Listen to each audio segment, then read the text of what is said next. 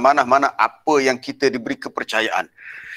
Kita diberi kepercayaan. Sebab perkara ini dah jadi sesuatu yang diketahui oleh manusia daripada zaman dahulu lagi. Sebelum kita pergi lebih lanjut, contohnya di zaman jahiliah lagi, untuk diserahkan anak kunci, menjaga anak kunci Kaabah, walaupun zaman jahiliah, itu pun diberi kepada orang yang benar-benar amanah. Bukan orang sebarangan boleh diberi amanah, kepercayaan untuk pegang anak kunci Kaabah. Itu ada kaitan kalau kita bincang dalam ayat surah An-Nisa, tapi kita tak masuk waktu lah. InsyaAllah kita nak lihat hak lain, hak lebih penting dalam surah Al-Anfal, dalam surah Al-Ahzab, tentang amanah ni. Kalau kita rujuk dalam surah An-Nisa, apabila Allah Ta'ala memerintahkan supaya kita menunaikan amanah, ayat yang keberapa tu? Kalau nak rujuk ayat Inna Allah ya'murukum ya, ayat 58, muka surat 87. Muka surat 87, surah An-Nisa, itu ayat 58. Inna Allah ya'murukum an tu'addul amanati ila ahliha. Sesungguhnya Allah Ta'ala memerintahkan kamu supaya menyerahkan segala jenis amanah kepada ahlinya yang berhak menerimanya. Ini merujuk kepada amanah antara kita dengan manusia. Antara kita dengan Allah itu yang lain, yang lebih utama. Sebab dalam tafsiran ayat ini ada disebut tentang kisah siapakah yang diberi amanah untuk pegang anak kunci Kaabah. Sehinggalah semasa peristiwa pembukaan kota Mekah, orang itu dipanggil untuk diserahkan kepada Nabi. Dia tak boleh menipu. Sebab ni perkara ni amanah. Walaupun mereka ni jahiliah, tapi dalam bab amanah mereka boleh akur dengan standard ini, dengan piawaian. Ini tak boleh, ini satu amanah. Termasuklah kisah yang kita dengar di zaman jahiliah. Kalau wang, duit hok mari daripada tempat-tempat yang tidak baik, perniagaan Arab, rumah-rumah pelacuran, mereka tidak gunakan untuk disalurkan kepada Masjidil Haram. Ini zaman jahiliah. Sebab mereka tahu Baitullahil Haram tu tempat yang suci dan tak boleh digunakan benda-benda yang macam tu. Maka mereka amanah. Jadi Allah Ta'ala memerintahkan kamu ni kita semualah supaya menyerahkan segala jenis amanah kepada ahlinya yang berhak menerimanya. Kemudian disusuli dengan perintah wa idza hakamtum bainan nasi an tahkumu bil adl. Dan apabila kamu menjalankan hukum di antara manusia, memutuskan suatu keputusan dalam kes yang melibatkan manusia, maka Allah Ta'ala menyuruh kamu menghukum dengan adil. Maksud adil ini merujuk kepada hukum Allah yang menjadikan semuanya berada pada laluan yang betul. Tu dia ada kaitan. Kalau orang tu tak menghukum dengan adil, bermakna dia tidak amanah melaksanakan hukum Allah ke atas manusia. Baik. Kembali kepada perbincangan kita tentang pembahagian amanah tadi. Amanah yang bersifat am dan satu lagi yang khas. Adapun yang am, yang umum, jadi bila kita belajar gini ni dalam tadabbur ni macam lebih secara ilmiahnya, secara lebih terperinci lah, secara lebih spesifik ataupun holistik. Makna yang umum ialah annaha tatanawalu jami' awamir syar'i wa nawahihi. Ianya meliputi, mencakupi semua perintah-perintah syarak dan larangan-larangannya. Merangkumi semua perintah-perintah syarak dan larangannya. Meliputi jami' awamir asy-syar'i wa nawahi. Semua sekali. Itu secara umum.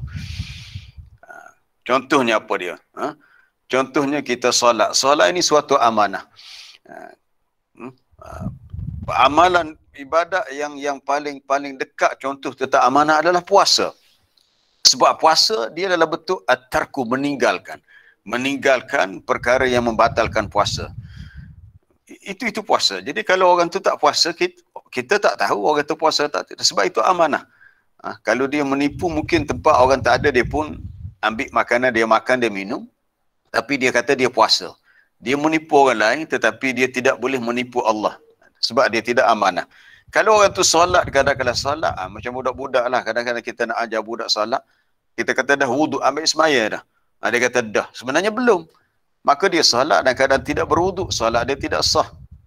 Budak-budak yang kecil, dia tak reti. Kita kata itu suatu yang tidak amanah. Termasuk amanah juga adalah yang ulama sebut ghuslul janabah, mandi hadas besar bagi orang yang berjunub. Kalau seseorang tu tidak mandi, ataupun dia mandi tapi tidak niat untuk hadas besar, mana dia tidak melaksanakan amanah yang telah diamanahkan kepadanya dalam perintah-perintah agama. Tu kena tahu. Agama ni adalah suatu amanah. Dan dia ada kaitan dengan iman kita. Baik, sebelum kita pergi lebih jauh, ada hadis yang Nabi sebut, la imana liman la amanata lahu. La iman kan la dina. Liman la amanata lahu. Tidak dikira beragama, tidak dikira ada iman bagi orang yang tidak ada sifat amanah baginya. Sama ada amanah dalam konteks yang kita kata yang umum, amanah dalam melaksanakan perintah agama, ataupun dalam amanah yang khusus antara dia dengan orang lain. La imana la dina, la imana liman la amanata lahu. Cuba scroll bawah lagi, nak tengok hadis ni, riwayat siapa. Tidak ada iman bagi sesiapa yang tidak ada sifat amanah baginya, dan wala dinatan, dan tidak dikira beragama bagi sesiapa yang tak boleh berpegang pada janji. Ini sifat orang munafik lah. Hadis ni riwayat ada antara disebut oleh Imam Al-Haythami dalam Majma' Az-Zawaid daripada Abdul Mas'ud. Majma' Az-Zawaid ini dia tidak ada dalam kitab sunan, dia menghimpunkan kitab-kitab selain daripada sunan sittah. Ni mungkin bagi kita yang tak biasa kitab hadis, Abu Bakar Al-Haythami dia menghimpunkan kitab-kitab tak ada dalam sunan sittah. Contohnya dia ambil dalam At-Tabarani, dalam Al-Muwatta, dalam Musnad Imam Ahmad, dalam riwayat Al-Hakim Mustadrak. Dia bubus tepak berjilid-jilid. Saya pun tak ada nak buka kitab tebak banyak jilid. Dia disebut Majma'uz Zawaid wa Manba'al Fawaid. Jadi kita hadis-hadis ni kalau cari dalam sunnah sittah, Bukhari, Muslim, Sunan Nasa'i, Ibnu Majah, Tirmizi, memang tak ada lah. Sebab Majma' Zawaid mengumpulkan hadis yang tidak ada dalam sunan, kitab sunan atau kutubus sunan. Antaranya adalah matan ni. Cuma kita nak tahu asalnya mana, sebab Majma' Zawaid ini bukan kitab hak asal, dia adalah yang dihimpunkan oleh Abu Bakar Al-Haythami. Antara matan yang dia kumpulkan adalah la imana, tidak ada iman bagi sesiapa yang tidak ada amanah. Mana dalam hadis ni Nabi menafikan kesempurnaan iman bagi orang yang tidak ada sifat amanah. Cuma kita melihat nilai positif ni kadang-kadang lebih menyerlah di negara yang bukan Islam. Ini yang kadang-kadang timbul. Tokoh-tokoh sarjana mengatakan, aku pergi ke Jepun, pergi ke negara barat, aku melihat di sana ada Islam. Dari sudut nilai ni. Nilai dari segi menjaga etika kerja yang betul, menepati waktu, amanah dan tanggungjawab, tidak korupsi, tidak rasuah, sebab melibatkan soal amanah. Tapi bila tidak amanah, banyak kucak-kacir berlaku. Menipu, salah guna kuasa, rasuah sebagainya. Itu puncanya kerana tidak ada amanah. Baik. Para jemaah yang dirahmati Allah, kita nak sambung balik perbincangan tentang amanah dalam konteks apa tadi? Umum. Tu yang umum. Antara dalil yang kita boleh rujuk amanah dalam bentuk yang umum tadi, itu semua perintah-perintah syarak dan larangannya. Dalilnya kita rujuk dalam ayat 72 surah Al-Ahzab. Surah Al-Ahzab, selepas surah Al-Ahzab ni surah yang ke-33. Di akhir tu. Di akhir dah. Muka surah 427. 427 ayat 72. Muka surah 427 bawah sekali. Ayat 72. Ayat yang berbunyi inna aradnal amanah. Ada perkataan amanah di situ. Inna aradnal amanata 'alas samawati wal ardi wal jibal fa'abayna an yahmilnaha wa ashfaqna minha wa hamalaha al-insanu innahu kana zaluman jahula. Ayat 72. Sesungguhnya kami telah kemukakan tanggungjawab amanah kepada langit dan bumi serta gunung ganang. Ini memang kita baca ayat ni kita rasa pelik lah. Macam mana pula langit, bumi, bukit, bukau yang tidak hidup macam manusia, yang tidak hidup macam binatang, tiba-tiba mahu diserahkan tanggungjawab amanah ni, maka Allah Ta'ala beritahu semua mereka itu, langit, bumi, bukit, bukau, semuanya enggan. Fa'abaina. Abaina pada abayakba, enggan. Toksir lah. Orang Kelantan kata toksir, orang Terengganu kata tak embuh. Semuanya tak embuh belaka. Tak apalah tak embuh. Maka Allah Ta'ala bagi pada manusia. Tidak mahu, tidak ataupun enggan untuk memikulnya. Bahkan wa ashfaqna minha, mereka pula merasa beratlah. Rasa bimbang. Ashfaq ni rasa takut. Mai kita dah bincang perkataan musyfikun. Orang-orang yang sangat takut kepada azab Allah. Musyfikun ni perkalimah ashfaq. Ashfaqa yushfik, musyfik, musyfikun. Ashfaqna, semuanya merasa sangat takut. Itu ashfaqna tu, itu fi'il madhi untuk jamak muannas, sebab dia merujuk kepada semua benda. Samawat, al-ard, al-jibal. Maka bila bentuk jamak, dia mari dalam bentuk fi'il tu fi'il madhi, sirah dalam bentuk hunna, dhamir hunna, wa ashfaqna, terasa beratlah oleh mereka, takutlah mereka. Berat tu digambarkan dengan bentuk sangat takut terhadap tanggungjawab yang nak diserahkan kepada mereka. Tiba-tiba wa hamal hal insan, manusia menanggungnya.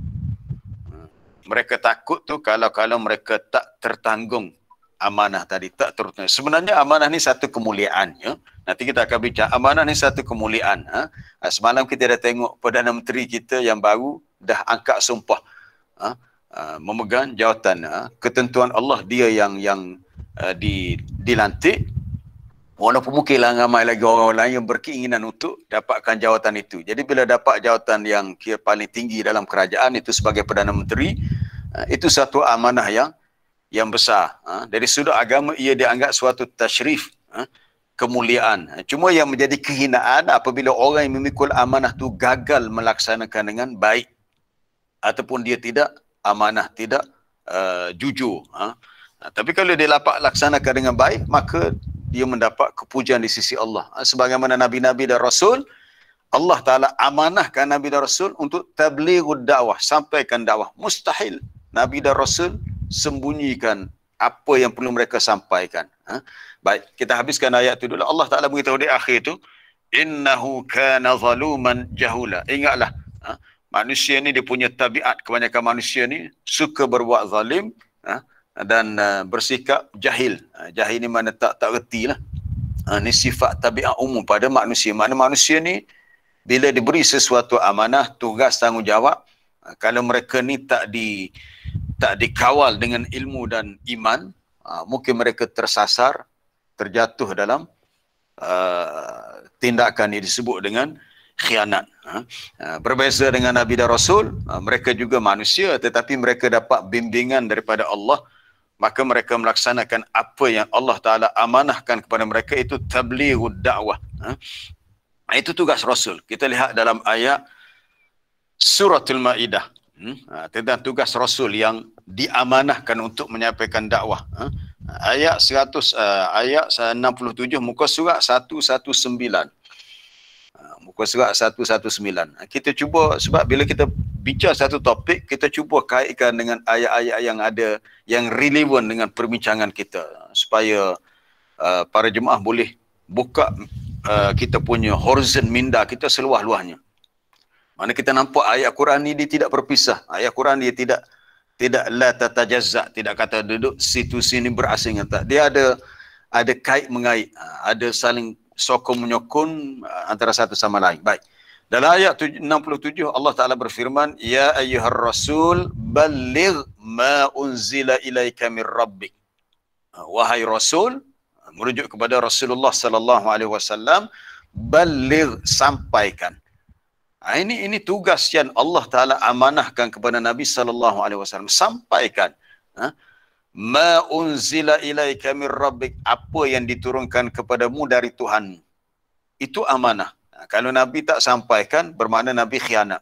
Mustahil. Kan kita belajar, sejak kecil-kecil lagi kita belajar, antara sifat Rasul ialah sifat amanah. Mustahil dia khianat. Amanah, siddiq, tabligh, fatanah. Itu di antara kita belajar sejak kecil lagi. Sifat Rasul, orang yang dipercayai, orang yang tidak khianat, orang yang cerdik, yang bersifat menyampaikan, dan lagi benar. Wa illam taf'al fama ballaghta risalatah. Dan jika kamu tidak melakukan tugas tabligh ad-dakwah, sampaikan seruan dakwah, maka kamu tidak dikira menyampaikan tugas itu. Maksudnya dikira khianat lah. Kalau sampaikan amanah, kalau tak sampaikan maka dikira khianat. Maka janganlah kamu bimbang. Wallahu ya'asimuka minan nas. Allah Ta'ala bagi jaminan dia akan menjagamu dari kejahatan manusia. Tugas kamu sampaikan. Jangan bimbang dengan kejahatan manusia yang menjadi musuhmu ataupun yang melawanmu. Baik. Pada jemaah yang dirahmati Allah, kita nak sambung balik tentang amanah dalam konteks yang umum tadi. Berhubung dengan ayat 72 surah Al-Ahzab tadi, Allah Ta'ala telah bentangkan, pernah serahkan amanah kepada langit, bumi, bukit, bukau. Kata Imam Ibn Kathir, ketika dia menukilkan banyak pendapat daripada ulama salaf. Ulama salaf ni kalau kita baca dalam tulis kasih ni banyaklah. Kadang dinukilkan daripada Hasan Basri, kadang-kadang disebut qala Mujahid, Qatadah, Ad-Dhahhak, As-Suddi, qala Ikrimah, dan tokoh-tokoh tafsir yang lain dari kalangan ulama salaf. Kata mereka amanah ni kullu hadhil aqwal la tunafi bainaha, dan semua pendapat ni tidaklah dikatakan bercanggah, walaupun mungkin ada kelainan sikit antara seorang dengan orang lain, tapi semuanya membawa kepada pengertian taklif.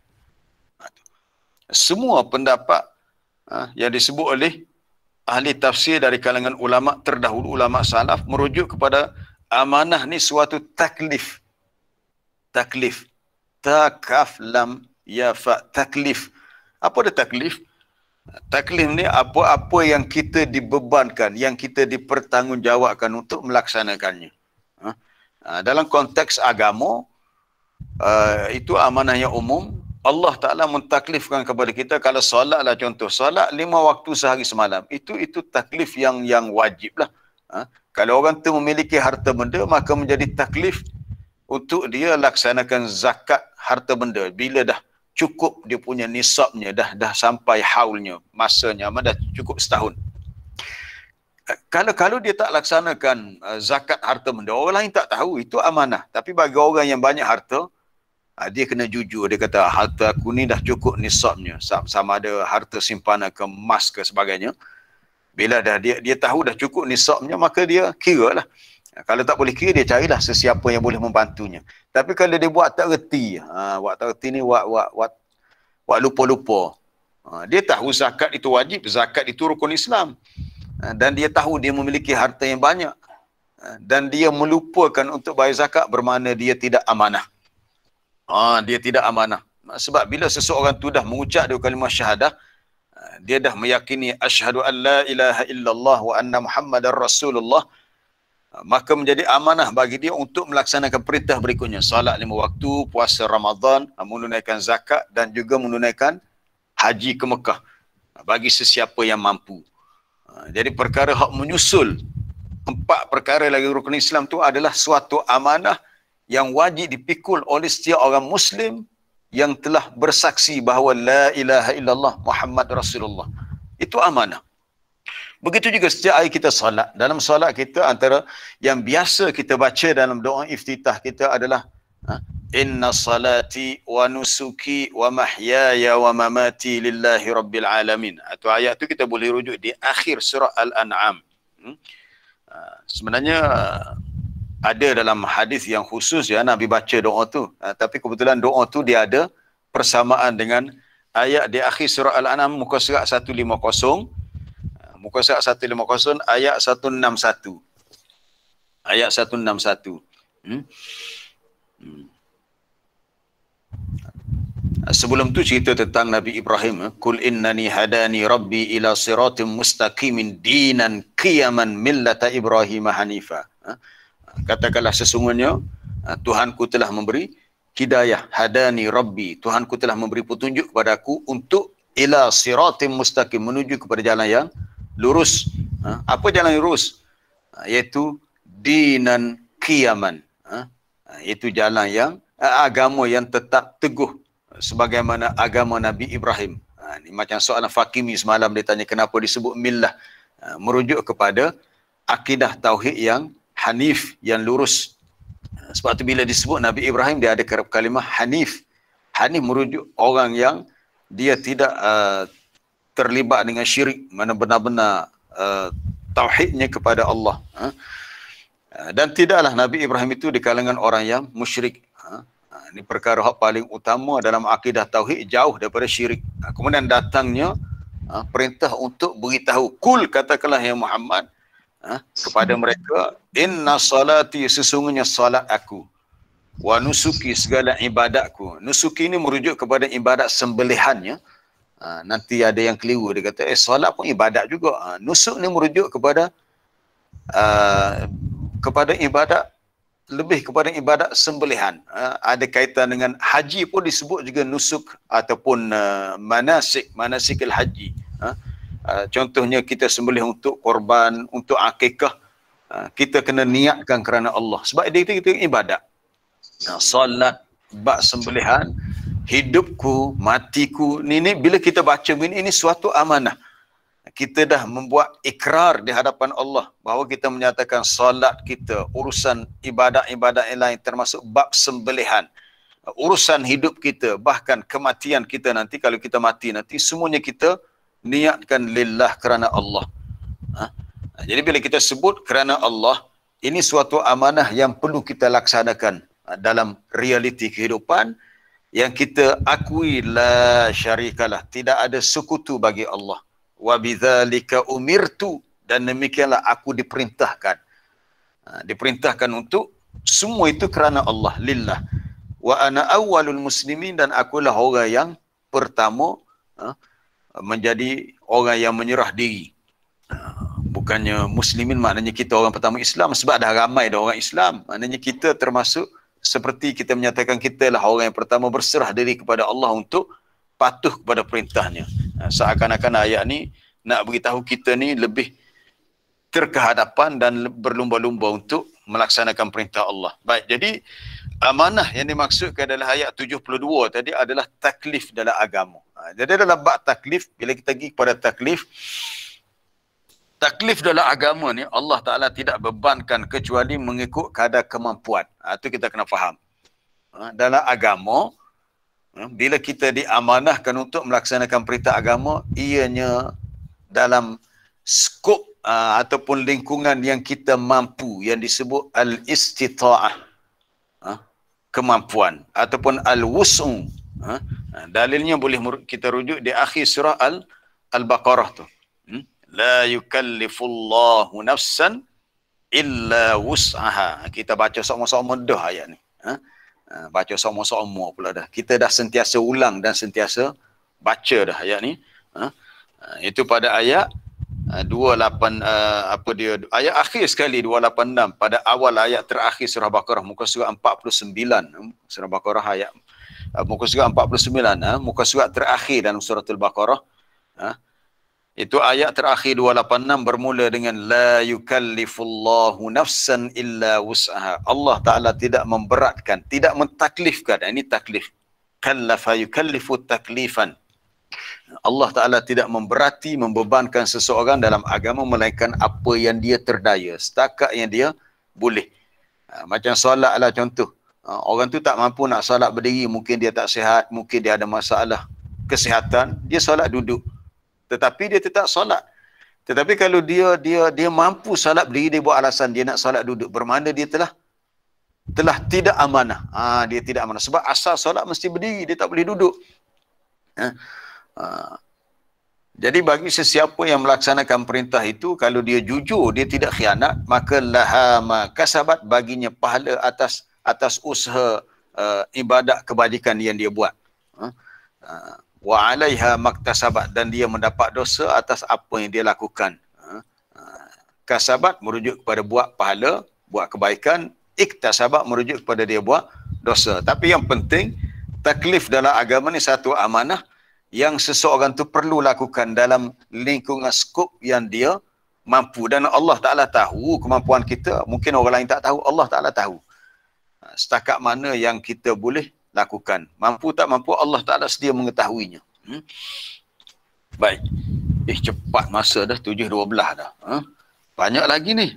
Baru satu ayat. Baru beramanah ni tak pergi ayat kedua lagi ni. Baik. Kemudian kata Al-Imamul Qurtubi. Tadi kita petik daripada Ibnu Katsir. Amanah maknanya taklif.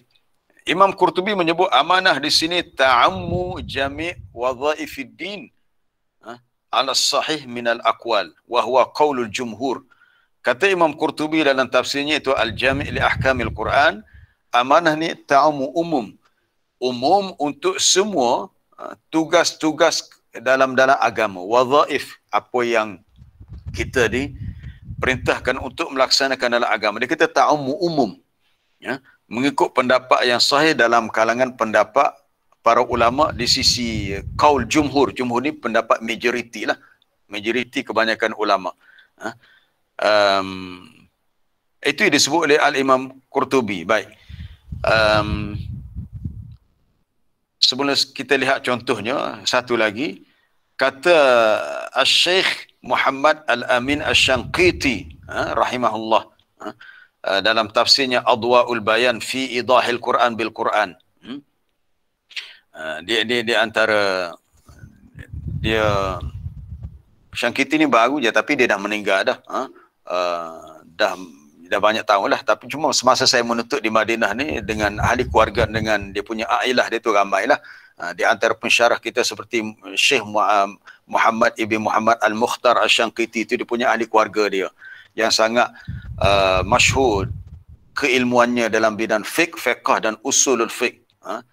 Dia asal daripada Mauritania ni. Sesiapa yang tahu tempat Mauritania ni, satu wilayah dekat dengan sebelah barat negara Afrika Utara, dekat dengan Morocco. Morocco sebelum tu Tunis, sebelum tu Libya, Mesir, mana jauh. Kemudian dia orang ni berpindah menetap di Madinah, berasal dari keluarga yang alim. Jadi nama Syekh Muhammad Al-Amin Asy-Syanqiti ini sangat masyhur. Di antara tokoh ulama yang berguru dengannya adalah Syekh Atiyah Muhammad Salim. Syekh Atiyah ni di antara tokoh ulama yang menjadi murid yang rapat dengan kalau kita baca dalam Adwa'ul Bayan tu pun banyak yang sebenarnya disusun semula oleh Syekh Atiyah Muhammad Salim. Baik. Di sini Syekh Muhammad Al-Amin Asy-Syanqiti menyebut dalam tafsirnya Adwa'ul Bayan tentang ayat ni lah. Ayat amanah ni. Sebab ayat ni pun juga disebut dalam surah Al-Mu'minun. Ya. Kalau kita rujuk dalam surah Al-Mu'minun ayat ke-8 pun sama. Walladzina hum li amanatihim wa ahdihim ra'un. Orang yang menjaga segala amanah dan janji yang mereka perlu laksanakan. Kata Syekh Muhammad Al-Amin, amanah di sini meliputi kullu ma istauda'akallahu wa amaraka bihifzihi. Segala perkara yang Allah Ta'ala serahkan kepadamu. Allah Ta'ala serahkan untuk kita jaga. Dan dia memerintahkan untuk kita memeliharanya. Maka termasuklah padanya, pada amanah itu katanya, hifzu jawarihika. Hifzu jawarihika min kulli ma la yardallah. Menjaga anggota badan daripada segala perkara yang Allah Ta'ala tidak redai. Ini payah. La haula wala quwata illa billah. Kita mengakui yang ni kita boleh dikatakan setiap hari kita tidak amanah dalam bab ni. Menjaga anggota badan. Mungkin telinga kita, mata kita, tangan kaki kita melanggar perintah-perintah Allah. Bermakna kita dah tak amanah. La haula wala quwata. Kita pun rasa takut dengan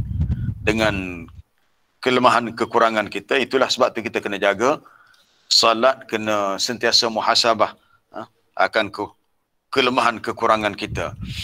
Dan apa yang ditafsirkan oleh Syekh Muhammad Al-Amin Asy-Syanqiti, ayat ke-8 dan juga ayat yang sedang kita bincang dalam surah Al-Ma'arij ni, ayat yang ke-23 ini, sebenarnya ada persamaan dengan apa yang Allah Ta'ala sebut dalam surah Al-Anfal. Kita buka surah Al-Anfal. Tajuk amanah ni luas sebenarnya. Ni kedai lah 2-3 ayat. Ni dah 7 suku dah. Tak habis lagi satu ayat ni. Surah Al-Anfal. Kita lihat surah Al-Anfal ayat yang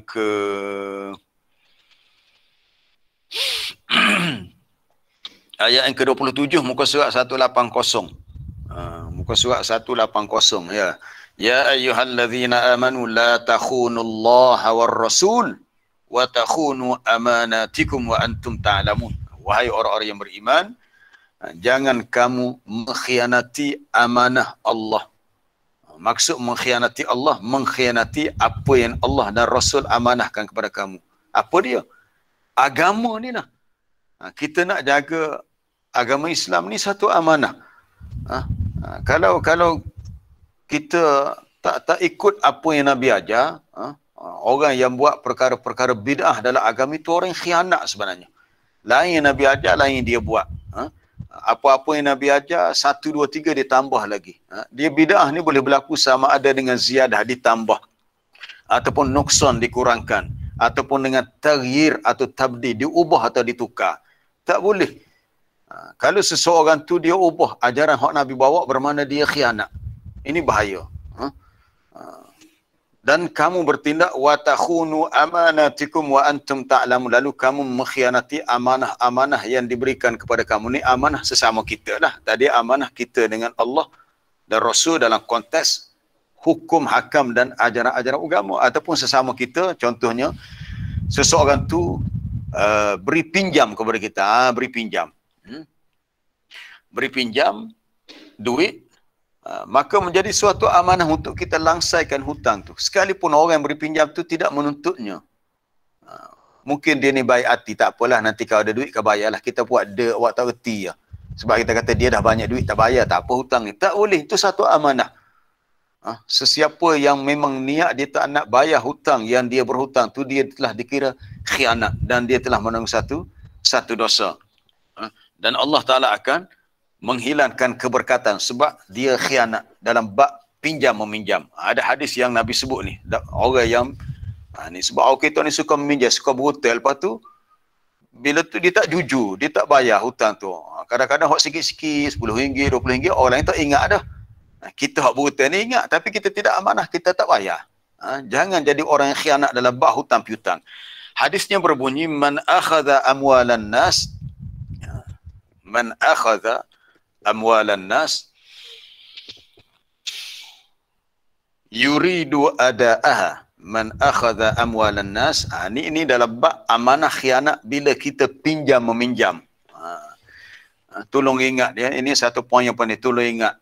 Kalau kita meminjam, tak kira lah dengan institusi keuangan, dengan orang personal kawan kita, apa niat kita? Kita pinjam, kita nak bayar balik, kita nak bayar. Nabi beritahu ni, hadis yang sahih ni. Hadis yang, cuba scroll bawah, dia ada perawi. Hadis ni riwayat Bukhari dalam sahihnya. Oh tak jumpa, tak apalah. Kita tengok matan dia. Ada riwayat Bukhari daripada Abu Hurairah. Man akhadha amwalan nas, Nabi kata sesiapa yang mengambil harta manusia, maksud mengambil ni dalam bentuk pinjam. Yuridu ada'aha, dan dia mahu tunaikannya. Maksudnya dia ambil, dia pinjam dan memang ada niat, lepas ni dia nak bayar balik hutang tu.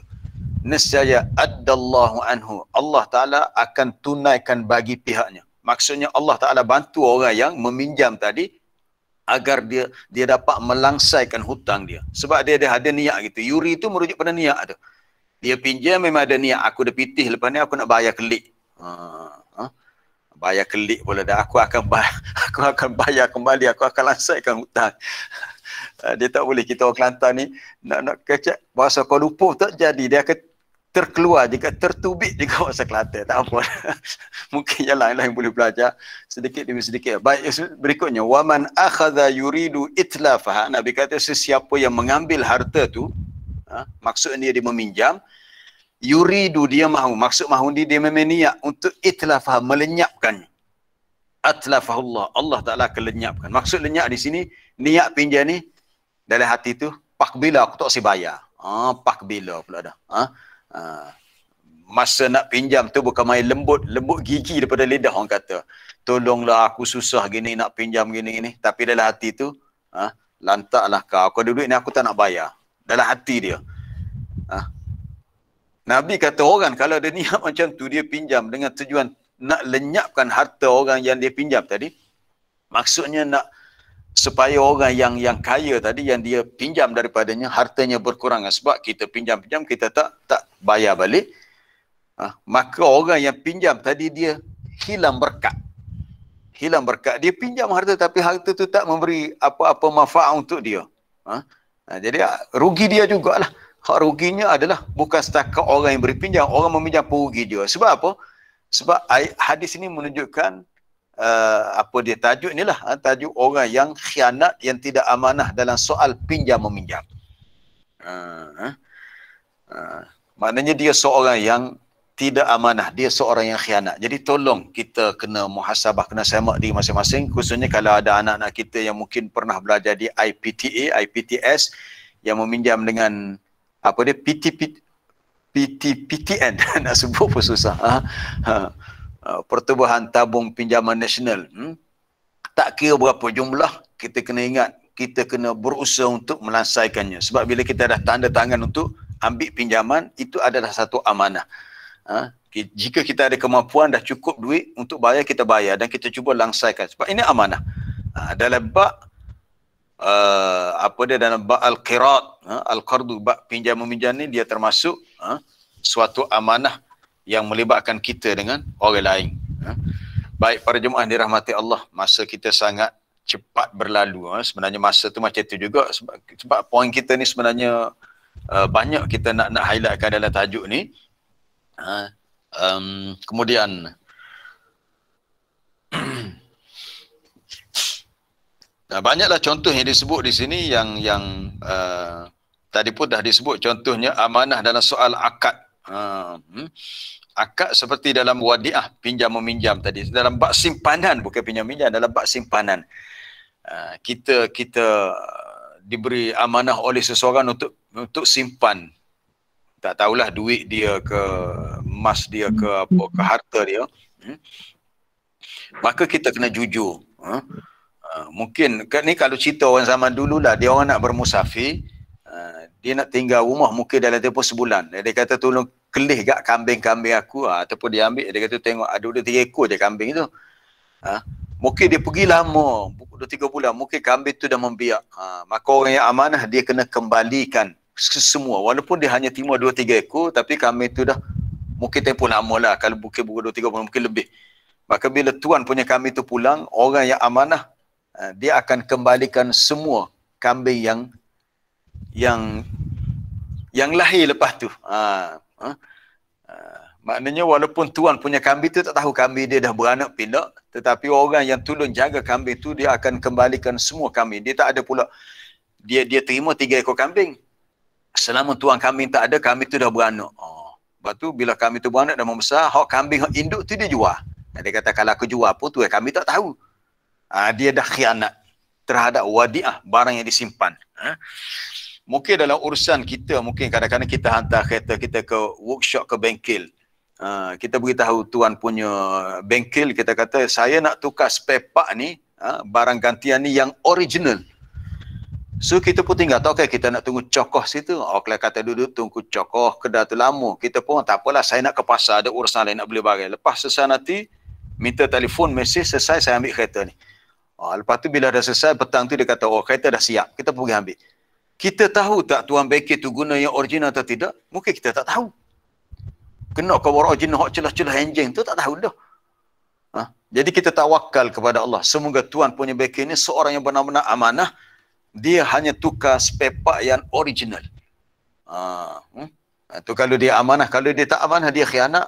Itu kita serah kepada Allah kerana dia menipu. Wa in yuridu an yakhda'uka fa inna hasbakallah. Jika mereka berniat mahu menipu kamu, tidak amanah dalam urusan antara kamu dengan mereka, maka Allah Ta'ala kata hasbukallah, cukuplah Allah Ta'ala bagi kamu, serahkan urusan itu kepada Allah. Antara lain amanah dalam bentuk apa dia, banyak lagi lah, dalam bentuk pinjaman, dalam bentuk bab mudharabah. Mudharabah ni adalah bab pelaburan.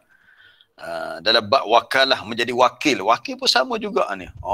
Kan banyak di Malaysia ni orang yang NGO, badan bukan kerajaan, yang pegang amanah suatu dana yang besar. Contohnya pertubuhan yang menyalurkan bantuan kemanusiaan. Ini banyak kita dengar, sama ada di luar negara ataupun dalam negara. Mereka ni orang yang pegang amanah yang besar, sebab mereka pegang dana orang awam untuk disalurkan kepada yang memerlukan. Kalau mereka tidak jujur, mereka khianat dengan harta yang orang serahkan kepada dia untuk diagihkan, maka mereka akan dipersoal di hadapan Allah di akhirat nanti. Kerana Nabi SAW bersabda, baik sekarang kita nak tengok kepada hadis ni. Bila kita baca hadis ni, kita pun rasa takut sebenarnya. Rasa seria, takut. Hadis yang berbunyi, kullukum ra'in wa kullukum mas'ulun an ra'iyati. Hadis yang sahih daripada Ibnu Umar. Kullukum ra'in wa kullukum mas'ulun an ra'iyati. Ini biasanya kalau di pejabat-pejabat kerajaan ataupun sesuatu badan swasta, bila bos dia tu bercakap, kalau dia tak baca matan hadis, kurang-kurangnya dia baca mafhum hadis, dia beritahu kepada staf dia, pekerja dia, bahawa setiap kita ni adalah orang yang ada tanggung tugas ataupun menanggung suatu kewajipan amanah yang besar. Yang Nabi sebut, kullukum ra' wa kullukum mas'ulun. Semua orang di antara kamu ni adalah ra'in. Apa ra'in? Daripada perkataan ar-ra'iyu, ra'i, orang yang ra'a yar'a, orang yang ada tugas untuk dia jaga. Mana orang yang bertanggungjawab. Ra'in maknanya allazi lahu ataupun alaihi mas'uliyah, atas dia tu ada tanggungjawab. Nabi kata kullukum, mana kullu wahidin minkum, setiap orang di antara kita adalah ra'in. Kemudian dia ada sambungan lagi lah lepas tu. Antaranya Nabi sebut ar-rajulu da'in ra'in fi ahlihi. Al-imam, pertama al-imam, seorang ketua atau seorang pemerintah, menjadi ra' ataupun dia ni seorang yang ada tugas, ada kewajipan, orang yang diamanahkan kepadanya, wa mas'ulun, dan akan disoal, akan dipertanggungjawabkan tentang apa yang dijaga di bawahnya, ra'iyah, orang di bawah dia. Kalau Perdana Menteri lagi besar sebab dia jaga satu negara. Menteri besar juga nak jaga satu negeri. Tok Ngulu nak jaga kampung dia. Imam nak jaga masjid dia. Seorang bapa nak jaga keluarga dia. Seorang guru nak jaga anak murid dia. Itu semua kita punya tanggungjawab yang kita perlu amanah dalam melaksanakannya. Ar-rajulu, Nabi kata ar-rajul, seorang lelaki, mana seorang suami itu adalah fi ahlihi ra'in, dalam ahli keluarganya dia dikira orang yang ada tugas kewajipan, dan dia akan disoal tentang apa yang di bawahnya. Ada lagi sambungan matan tu mungkin di bawah kita boleh tengok, ada lagi. Termasuklah wal mar'atu ra'iyatun wa mas'ulatun an ra'iyatiha. Begitulah seorang wanita, seorang isteri pun sama juga. Mereka juga bertanggungjawab terhadap tugas yang mereka diamanahkan untuk laksanakan. Bukan setakat amanah, bahkan dalam bab ahdihim, janji. Rasa banyak dah contoh-contoh yang kita telah kemukakan di sini. Kita nak lihat satu lagi, wa ahdihim, terhadap janji. Ni janji. Dalam hadis yang mula-mula tadi, la imanan la lima amanatalahu wala dina.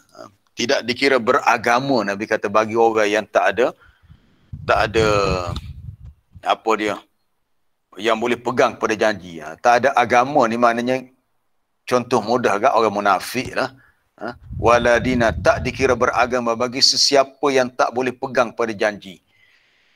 Janji dengan amanah ni dia hampir-hampir lah, cuma dari segi lafaz tu dia berbeza gitulah. Tapi dia tu saling kait mengait.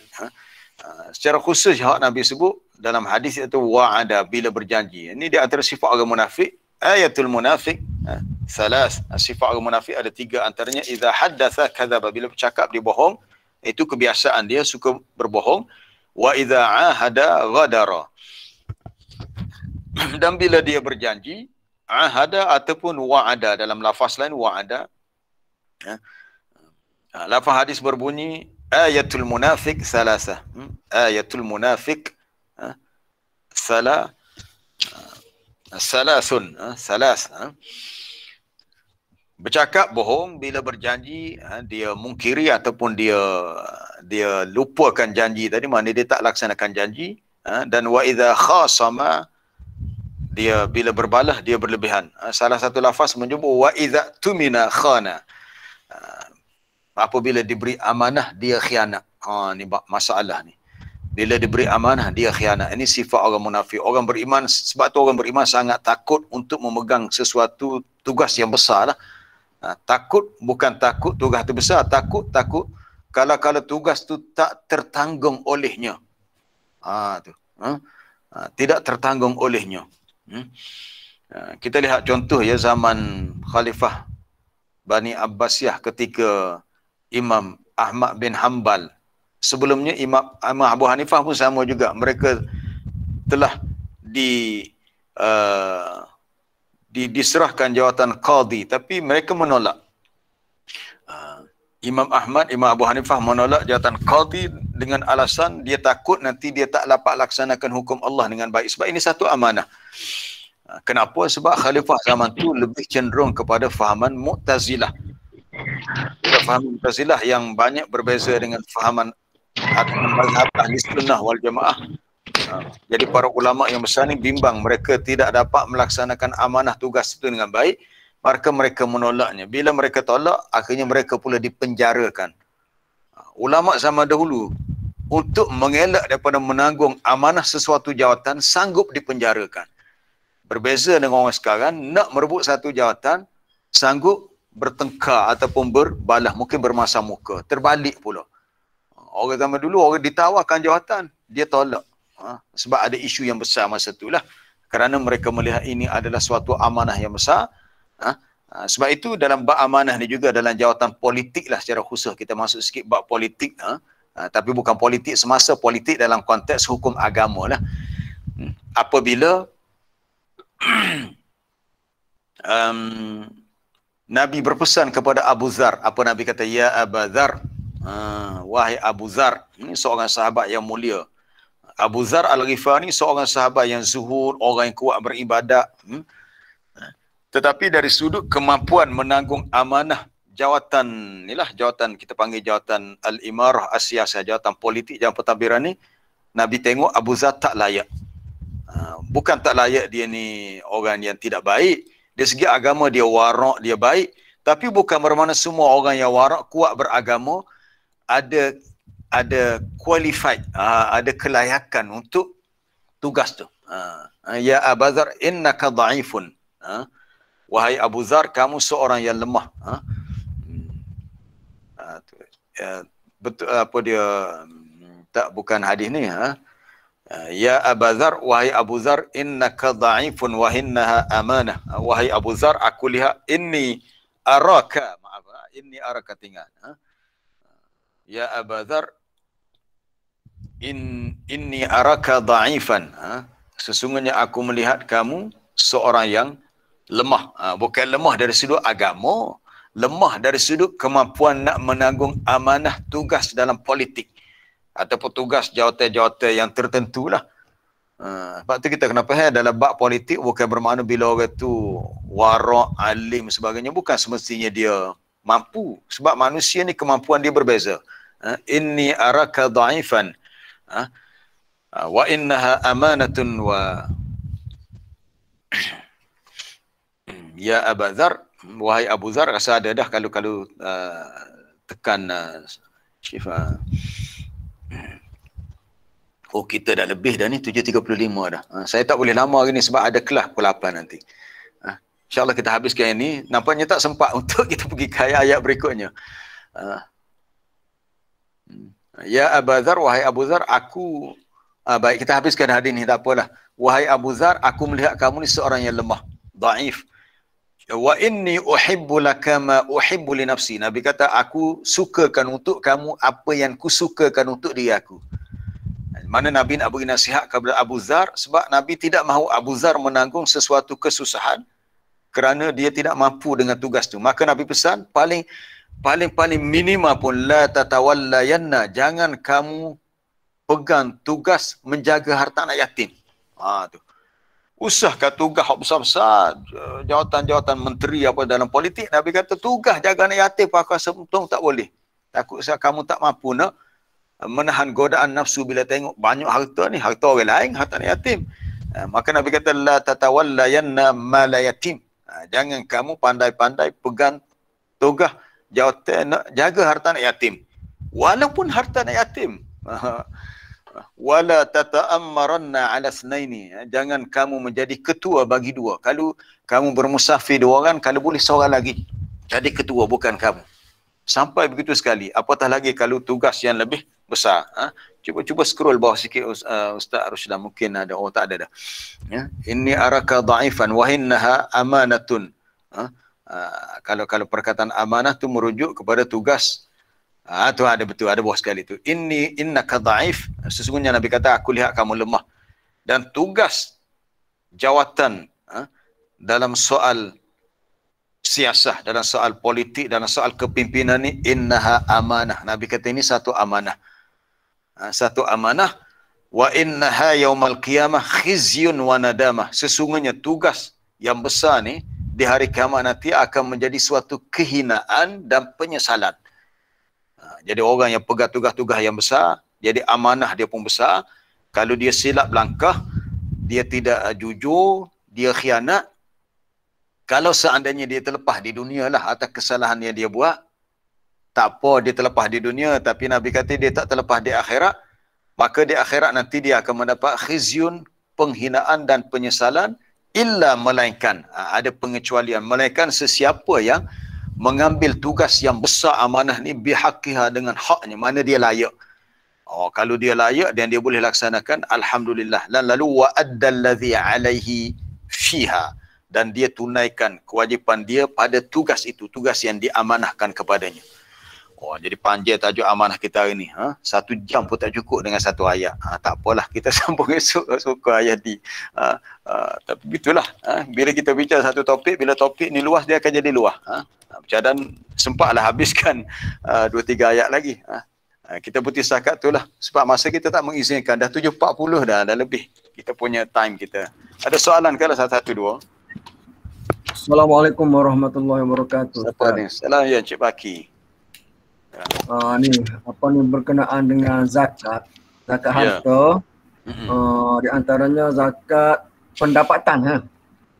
Jadi zakat pendapatan ni dia kira nisab dan haul juga ke, ataupun dia kira nisab? Dapat 200 kena bayarlah berapa-berapa kan? Ataupun kena himpun untuk 1 tahun. Maknanya kalau 3,200 sebulan dapat 6,000 kan. Kalau setahun dalam 70 lebih gitulah. 3 setahun. Ya, faham dah. Baik, untuk zakat asalnya memang salah satu syaratnya haul. Haul maknanya harta yang kita miliki itu dah cukup tempoh setahun. Kecuali satu saja, zakat pertanian. Zakat pertanian dah jelas dalam Quran sebut wa atu haqqahu yauma hasadihi wala tusrifu. Tunaikan haknya zakat pertanian itu pada hari kamu menuainya. Mana bila dah dapat hasil daripada apa yang kita tanam, maka kita tak perlu nak tunggu tempoh setahun tak. Hari menuai itu kita laksanakan zakat. Cuma dalam bab zakat pendapatan, ijtihad terkini antara yang menyebutnya seperti Dr. Yusuf Qardawi dalam kitab Fiqh Zakah. Sebab bagi orang yang bekerja secara mendapat gaji bulanan, dia tahu dah setiap akhir bulan dia akan dapat gaji. Tak kira lah dia kerja dengan sektor swasta, dengan sektor kerajaan, yang penting pada akhir bulan, every month dia akan dapat dia punya gaji. Maka dia pun buat perkiraan awal, gaji dia ni bila tolak belanja makan, apa hutang sebagainya, adalah berbaki. Hak lebih tu kali dengan 12 bulan, dia kata ni duit ni ni. Maka dia nak menyegerakan bayaran zakat sebelum cukup tempoh haul setahun, harus boleh. Sebab ada hadisnya daripada Ibnu Abbas ya. Itu dibincangkan oleh ulama. Jadi kalau seseorang tu untuk zakat pendapatan dia nak cukup, nak tunggu cukup setahun, boleh, harus. Dan kalau dia nak segerakan pun boleh. Sebab tu ada setengah kawan-kawan saya dia buat macam setiap bulan tu dah ada potongan khusus. Jadi kita ada dua pilihan. Sama ada kita nak segerakan sebelum cukup haul, harus, sebab dalam zimmah kita, dalam keyakinan kita, memang kita ada lebih daripada pendapatan tadi. Selepas kita tolak dengan keperluan keluarga sebagainya yang asas, masih ada lebih, itu pun harus boleh. Mana kita menyegerakan bayaran zakat sebelum haul. Kalau nak cukup haul pun boleh juga. Tapi yang asal tak perlu haul hanyalah zakat pertanian. Wallahu a'lam. Baik, ada soalan lain? Terima kasih Ustaz. Ya, sama-sama. Jadi kalau misal kita ni kalau nak kira kan tak cukup untuk sentiasa habis je sebulan hutang ni bayar apa yuran anak dan ya betul. Kalau rasa tak cukup tak apalah, kita tunggu setahun lah. Tunggu setahun daripada pendapatan kita tu berapa jumlah yang berbaki dalam akaun. Kalau dirasakan masih ada lebihan yang perlu untuk kita tunaikan zakat, itu kenalah. Maknanya lebihan berapa itulah yang kita kena bayarnya setahun tu. Ya. Daripada gaji kita tu. Mana kalau ada 400 ke, 400 lah kena bayar. Macam mana? Tak, kalau lebih 400 tak cukup nisab. Ni bagi orang berpendapatan besar lah. Mungkin lebih gaji dia tu, dia boleh simpan secara tetap. Simpan. Mungkin 2-3 tahun kerja, simpan dah. Jumlah simpanan tu dah mencecah 30,000. Jadi setiap tahun kalau dah cukup 30,000, itu dah lebih nisab. Kalau di Kelantan tak silap saya, hak tahun ni lah nisab zakat 23 ke 22 bawah ni. Satu kena rujuk pejabat majlis agama lah, hal latestnya berapa terkini nisab zakat tu. Tapi bila dah cukup setahun, setiap tahun, kalau dalam simpanan dia tu lebih dengan jumlah tu, mungkin kita kata dah 30-40 ribu, ya, dia wajib zakat. Sebab tu dalam bab zakat simpanan, ada dalam hadis Nabi sebut bagi wali ni penjaga yang jaga harta anak yatim, pastikan harta anak yatim tu diuruskan untuk apa dipanggil istismar, ada pelaburan. Sebab harta anak yatim tu, kalau harta tu banyak, katakanlah anak yatim ni mewarisi harta mak ayah dia yang kaya, dah meninggal. Dalam akaun dia ada beratus ribu. Dia anak yatim. Maka dia tak boleh nak uruskan sendiri harta. Tapi orang yang menjadi wali, penjaga harta anak yatim, dia kena fikir macam mana supaya harta tu setiap tahun tidak kurang. Sebab harta anak yatim kena bayar zakat. Kalau dia tak buat apa satu, harta tu tersimpan, setiap tahun harta tu kurang, sebab setiap tahun kena bayar zakat. So orang yang jadi wali, yang jaga harta yatim, dia kena fikir apa yang dia perlu buat. Kalau kita belajar dalam bab soal penjagaan yatim, kita akan jumpa hadis tu. Hak Nabi suruh harta tu perlu diistismar ataupun ada proses pelaburan, diurus niaga sebagainya. Amanah besar. Supaya harta tu tidak terkurang dengan sebab bayar zakat setiap tahun. Baik, ada soalan lain selain daripada bab zakat ni? Terima kasih Ustaz. Ya. Tajuk kita hari ni tetap bab amanah tadi. Kalau kau ada soalan tentang... Assalamualaikum Ustaz. Ya, salam. Puan Aijah, dari mana ni? Saya dari Selangor. Dari Selangor. Kelantan di Selangor. Ya. Okay. Ustaz, saya nak tanya berkenaan dengan hutang ni. Hutang, ya. Kalau kita ada hutang-hutang lapuk lah, hutang lama, kadang-kadang masa muda-muda kan, maksudnya urusan kita rasa macam kita ada hutang dengan orang tu. Tapi kita tak ingat berapa. Macam mana kita cari-cari dia tak jumpa, kita nak buat macam mana Ustaz? Oh ya. Kita berasa masih ada lagi. Kita yakin masih ada lagi. Cuma tak ingat jumlah berapa. Dia pun tak tahu duduk mana. Berurus niaga dengan dia kan. Ya. Jadi biasalah isu ni banyak berlaku, dan setakat yang saya temui daripada jawapan-jawapan para ulama, bukan jawapan saya yang kita pernah jumpa, sebab isu ni banyak berlaku. Mereka mengatakan kalau kita dah usaha untuk cari orang berkenaan, tak jumpa juga. Mungkin dia dah meninggal ke, mungkin begitu. Sebab lama dah berpisah, kita pun tak boleh kesan dah. Bahkan itulah mungkin kesilapan kita. Sepatutnya bila kita berhutang, kita kena ada catatan, kena tulis. Dalam ayat 282 surah Baqarah, dalam bab hutang, Allah Ta'ala suruh tulis, idza tadayantum bidainin ila ajalin musamman faktubuh. Bila kamu melaksanakan suatu urusan hutang piutang untuk tempoh yang tertentu pembayarannya, maka Allah Ta'ala suruh tulis. Sikit pun tak apa, kena tulis. Supaya tidak timbul masalah satu masa kita terfikir, berapa aku hutang orang tu? 100 ke 200 ke?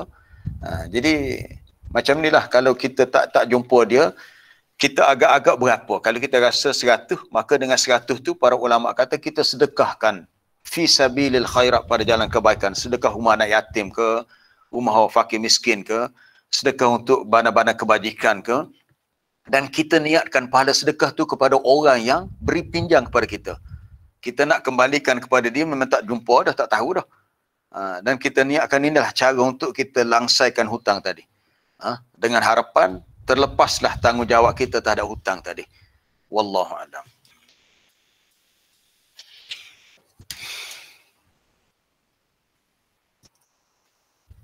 Baik, itu sahaja untuk hari ini. Dah 7.47. Alhamdulillah, terima kasih kepada semua. InsyaAllah kita sambung esok dengan tajuk yang lain.